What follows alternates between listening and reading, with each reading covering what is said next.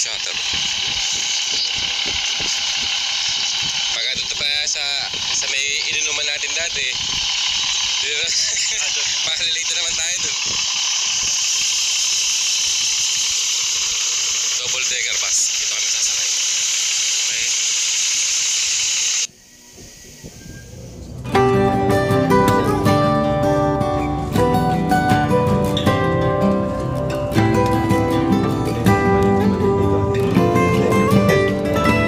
Tama.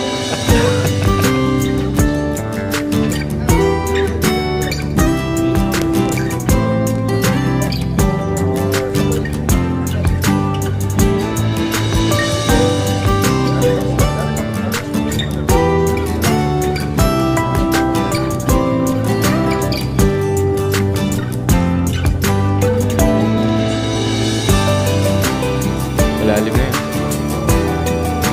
May mga bato. Yung mga troso dyan eh, lalaki. Doon sa may bangka. Ayun, pwede kang magkaka dyan. Matya ka nga mag-bike.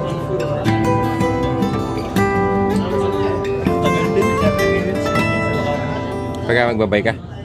Bike, mahal, bilis na. Papasok ka lang dito sa gilid.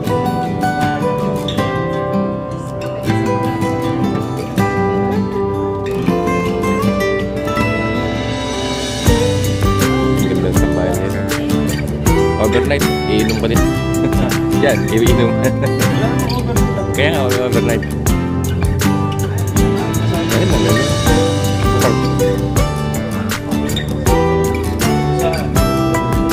Ayun.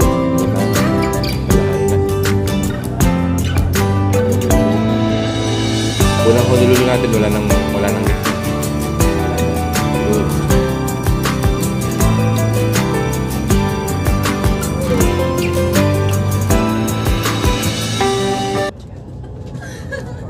Ganun diretso ka na, hindi ka na.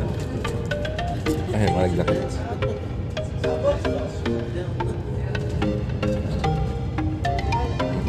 Football ah. Basketball ang dito. Saan ba kabina ng hindi mo? Hindi naman tayo. Nalaman ka kasi.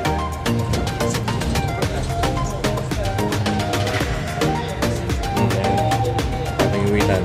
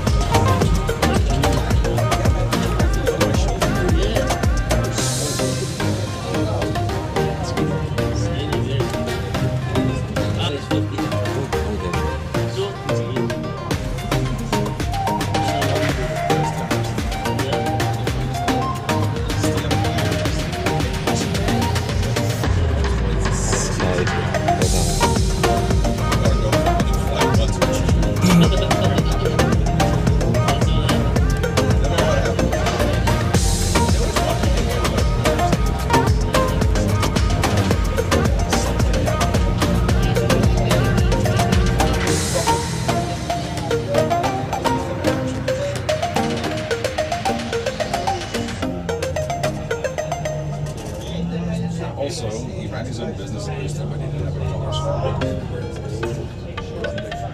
Talayer na. Tira. Hindi pinapaliwanag nung nagdadrive yung mga dinadaanan natin. Pero iyak. Yung iba pinapaliwanag.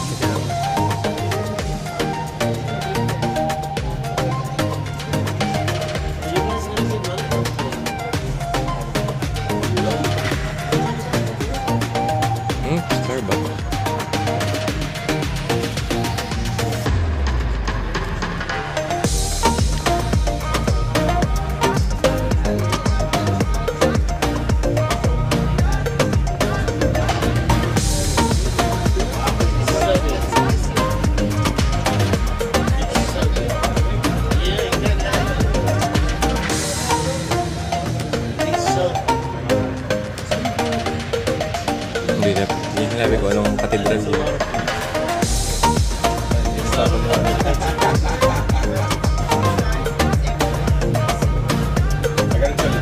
Welcome to the city. We're almost at a drop-off point.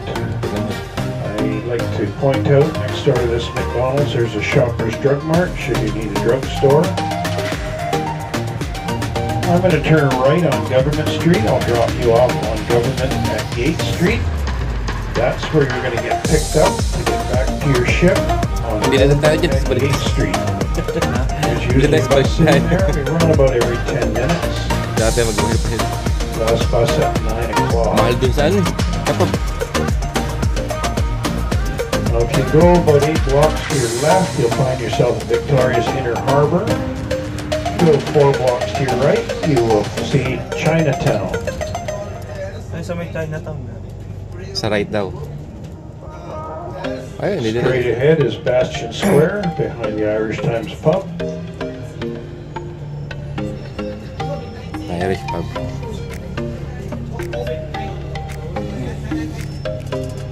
Unang kain namin dyan ni Justin. Pinake out na lang namin. Dahil hindi na... Late na.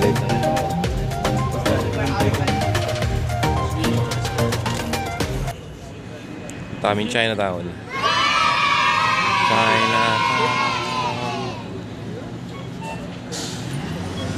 Oops.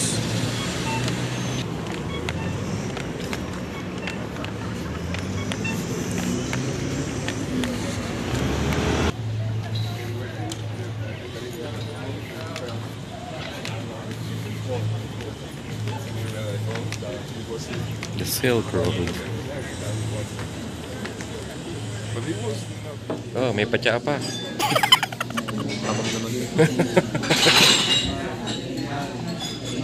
Yung balasan nito.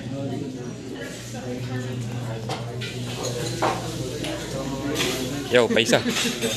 Sit there together with us. I have table for 4. Let's go. Oh. No, man. Let's go there. No. Why do you remote? Huh? Can we do remote?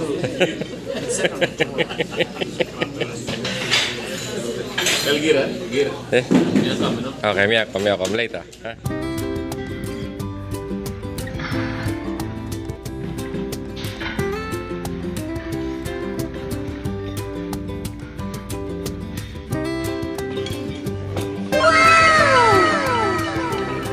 Fried rice, sweet and sour pork. Ano yan? Chop suey? Kain na.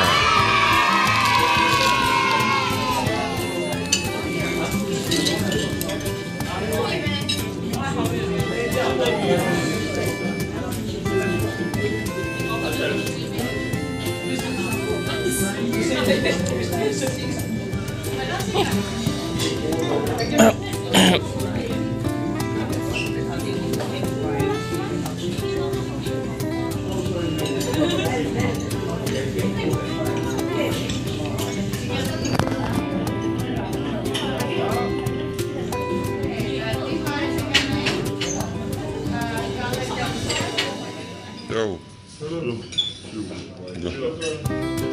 In their liberation during the Second World War. On the corner on our right, sitting on a rock, is Emily Carr, a very well-known Canadian artist. On her shoulder sits her monkey Whoop, and at her side is her dog Billy. Emily Carr was born and raised just a few blocks up to the left of us on Government Street. And across the street we have one of our busier airports.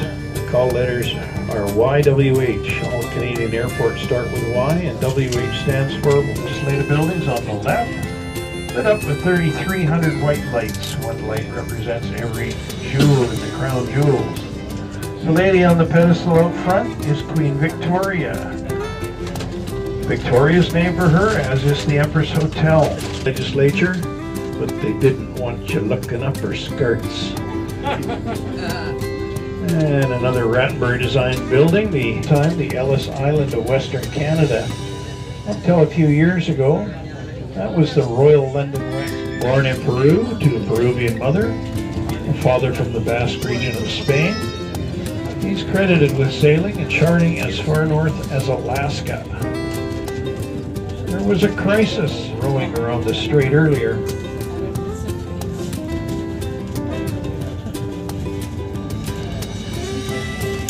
Now you're at the southern tip of Vancouver Island. The only way off this island is by ship or by plane. There are no land or bridge connections.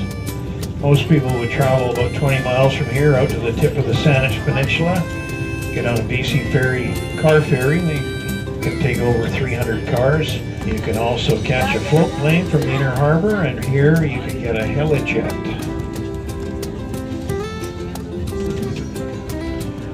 After 9 o'clock, you're stuck on the island.